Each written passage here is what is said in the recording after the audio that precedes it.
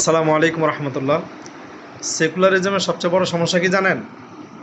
ধরেন আপনি মুসলমান, এটা হলেন আপনি, আর হলে হিন্দু। ঠিক আছে, আপনারটা নিয়ে হিন্দুরটার মধ্যে ঢুকাই দিব, অথবা হিন্দুরটা নিয়ে আপনার মধ্যে ঢুকাই দিব, দিয়ে একটা গ্যাঞ্জাম লাগিয়ে রাখবো। সেকুলারিজম যত দেশে আছে, এটা সব জায়গায় এটা এমনিতেই তো একটা অভিশাপ।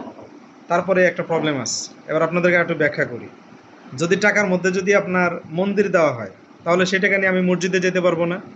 টাকার মধ্যে যদি মসজিদ দেওয়া হয়, সেই টাকা নিয়ে আমি ওয়াশরুমে যেতে পারবো না। কারণ আগে আমরা খেয়াল করছিলাম যে টাকার মধ্যে যে আল্লাহু আকবার লেখা থাকতো, ওই যে বাইতুল মোকাররমের ছবি দেওয়া পুরনো টাকাগুলোর মধ্যে, সেই টাকা নিয়ে বাথরুমে যেতে খুবই বিরক্ত লাগতো। অ্যাজ এ মুসলিম সেটা মেনে নেওয়া খুবই কঠিন। আবার এখন মন্দির দিছে 20 টাকার মধ্যে, সেটা নিয়ে আমার মসজিদে যেতে হবে, সেটা নিয়ে আরেকটা বিরক্তিকর। কারণ আমি আমি একাত্মবাদে বিশ্বাস করি। আমি বিশ্বাস করি there is no god except আল্লাহ।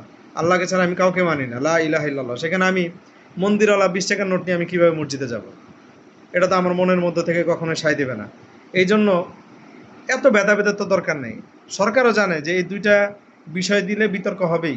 আমার কথা হলো, দেশে এত এত স্তম্ভ থাকতে, এত এত সিটি সিম্বল থাকতে আমার এই মসজিদ মন্দিরে এনে ঢুকাইতে হবে কেন?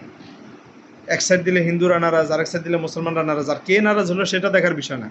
অ্যাজ এ মুসলিম, টাকার মধ্যে মসজিদ দিলেও আমার সমস্যা, মন্দির দিলেও আমার সমস্যা। কারণ আমি দুইটার কোনোটাই মানতে পারতেছি না।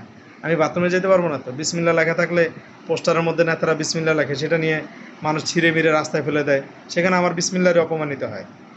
উপরে লেখা থাকে আল্লাহ সর্বশক্তিমান। এগুলো দিন শেষে যার যার নিজের ফায়দা লুটার জন্য মানুষ এগুলো ব্যবহার করে।